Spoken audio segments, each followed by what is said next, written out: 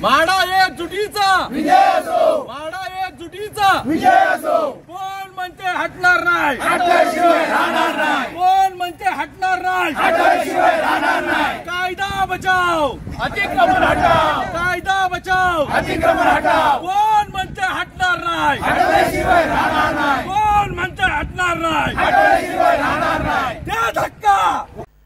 रोहा नगर परिषद हद्दीतील म्हाडा वसाहती समोरील रोहा ते रेवदंडा मुख्य रस्त्याच्या कडेला टपरींचे अतिक्रमण वाढले होते। त्यामुळे म्हाडा वसाहतीतील रहिवासी यांना मनस्ताप सहन करावा लागत होता। दुतर्फा वाढत्या टपऱ्यांनी रस्त्यावरील रहदारी सुरक्षाही धोक्यात आली होती। वसाहती समोरील वाढते अतिक्रमण हटविले जावे, रस्ता दुतर्फा मोकळा करावा। अनधिकृत टपऱ्या हटवण्यासाठी ग्रामस्थांनी मागील 1.5-2 महिन्यांपासून सर्वच प्रशासनाला निवेदने दिले होते, परंतु संबंधित प्रशासन वारंवार याकडे दुर्लक्ष करत होते। सामाजिक स्वास्थ्य निवेदनाची प्रशासनाने गांभीर्याने दखल न घेतल्याने अखेर सार्वजनिक बांधकाम प्रशासनाविरोधात बुधवारी 20 ऑगस्ट रोजी म्हाडा वसाहतीचे रहिवासी उपोषणाला बसले होते। यावेळी कायदा बचाव अतिक्रमण हटाव, कोण म्हणतो हटणार नाही, हटल्याशिवाय राहणार नाही अशा घोषणा उपस्थित शेकडो म्हाडा वसाहत ग्रामस्थांनी दिल्या। ह्या ज्या टपऱ्या आहेत ह्या टपऱ्यांच्या पाठी आम्ही जवळजवळ 1.5 महिना जवळजवळ सगळ्या प्रशासकीय यंत्रणाला सगळ्यांना कळवलेलं आहे। याचं मुख्य कारण आहे की जो पावसाचा पाणी पडतो आणि जो डोंगराचा पाणी येतो त्या टपऱ्या टाकल्यामुळे तिथे त्यांनी भराव केलेला आहे आणि भराव केल्या असल्या कारणाने जो पाणी आहे तो पाणी अक्षरशः तिथे तुंबत आहे आणि त्या पाणी तुंबल्यामुळं आमच्या ज्या मुलांच्या व्हॅन येतात, स्कूल व्हॅन येतात, त्यासुद्धा व्हॅन आतमध्ये येत नाही।